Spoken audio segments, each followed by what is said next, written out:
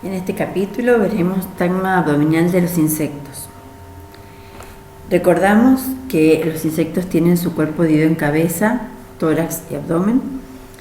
La cabeza corresponde al tagma cefálico, el tórax al tagma torácico y el abdomen al tagma abdominal. Este tagma está dividido por urómeros y entre los urómeros vamos a encontrarnos con la membrana intersegmentaria que le va a permitir a este abdomen estirarse, y esta función la van a ocupar las hembras cuando se encuentran grávidas o cuando sus ovarios vayan creciendo. También lo ocupan las hormigas, por ejemplo, cuando se alimentan, que extienden su abdomen donde guardan parte del alimento que acaban de consumir. Los urómeros se encontraban en una cantidad de 12 en los antiguos insectos, pero con la evolución los insectos actualmente, la mayoría de ellos, tienen 10 urómeros, algunos una pequeña porción menos. Estos urómeros se nombran con números romanos. Si nosotros dividimos el tagma abdominal en arcadas, vamos a encontrar que tenemos la arcada dorsal, la arcada ventral, que es bastante pequeña o angosta, y los flancos pleurales, uno a cada lado.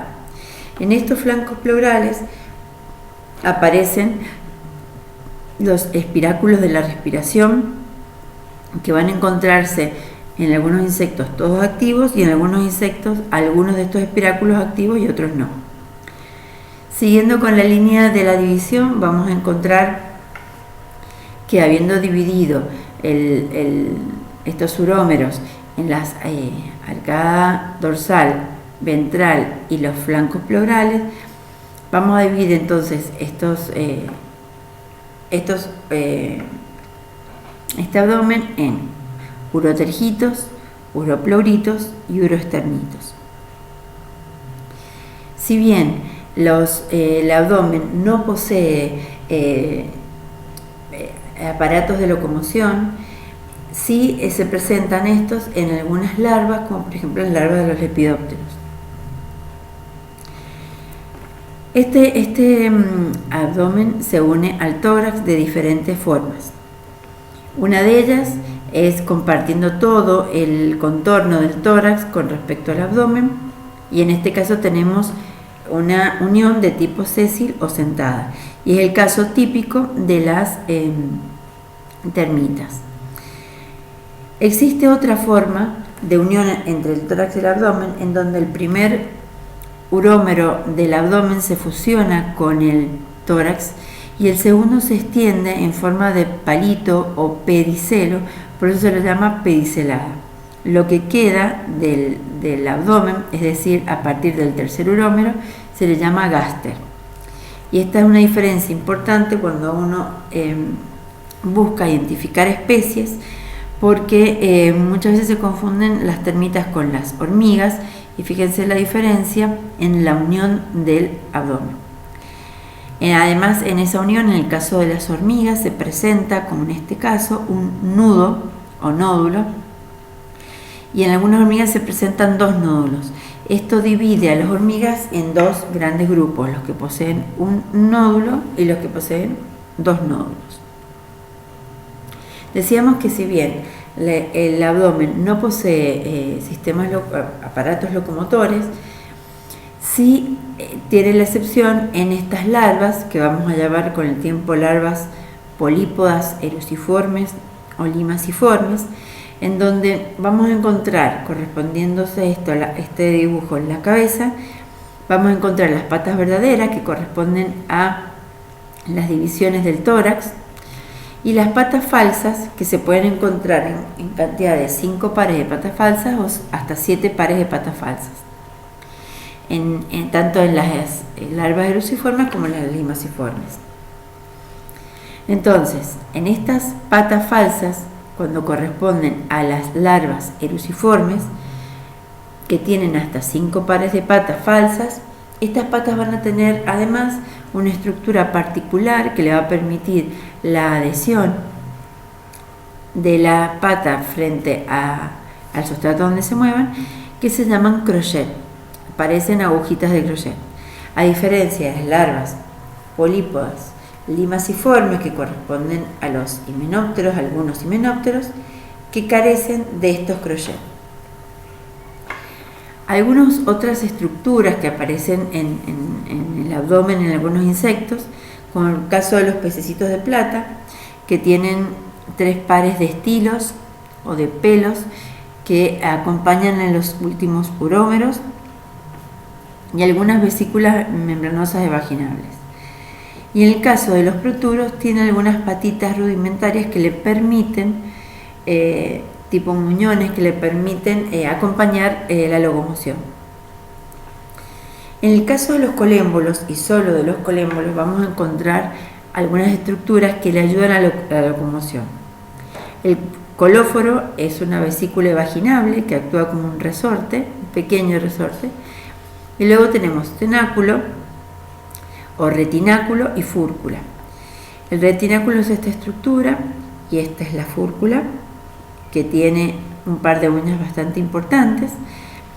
La fúrcula queda atrapada siempre en el retináculo o sostenida por el tenáculo o retináculo, y cuando el individuo quiere moverse, el retináculo libera esta fúrcula, la fúrcula empuja, al liberarse empuja el suelo y pareciera que el individuo realizara pequeños saltitos.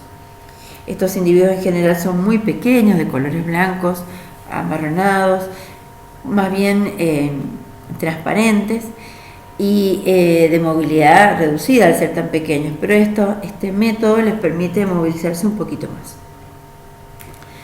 Otras ornamentaciones importantes aparecen en los pulgones, que se llaman sifones.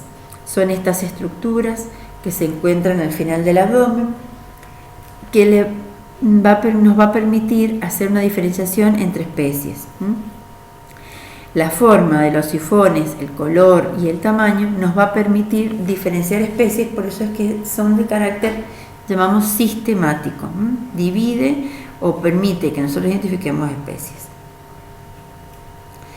Finalmente podemos decir que en el abdomen las estructuras más importantes que aparecen es las estructuras correspondientes a la finalización del sistema reproductor, a la que vamos a llamar genitalias. El sistema reproductor de los insectos es muy particular porque actúa como una forma de cerradura y llave. Solo en una determinada cerradura entra una llave. No podemos abrir una cerradura con otras llaves. Esto ocurre también en los insectos, en donde el macho de una especie copula a las hembras solo de esa especie. No hay cópula interespecífica. Entonces, interespecie. Esta característica de la reproducción de los insectos está dada principalmente por estos órganos genitales exteriores que acompañan a la reproducción. Entre eso podemos nombrar a las valvas en las hembras, que se presentan en 3 pares de valvas. En este caso, las hembras pueden reunir estas valvas y generar lo que llamamos una lanceta o un ovopositor, que le va a permitir a la hembra introducir los huevos en un sustrato duro. Por ejemplo, en el suelo, en el caso de las langostas, en un fruto, en el caso de la mosca del Mediterráneo o la mosca americana de los frutos. Entonces, estas valvas reunidas forman ese ovopositor o lanceta. Estas valvas no son las únicas estructuras, hay parámeros y hay pelos que van a acompañar estas estructuras y que permiten el encastre perfecto con el macho. En el caso del macho vamos a encontrar los cercos, que son 2 estructuras como si fueran ganchos, que van a permitir entonces esta cópula tipo cerradura llave, esta cópula dentro de la especie. ¿Para qué? Para que estos cercos, sosteniendo a la hembra, acompañado también de parámeros, de estilos, pueda el macho entonces introducir su pene o falo dentro de la hembra y así depositar en ella los espermatozoides. Esta estructura se le llama genitalia. Bueno, y hasta aquí llegamos con el tagma abdominal.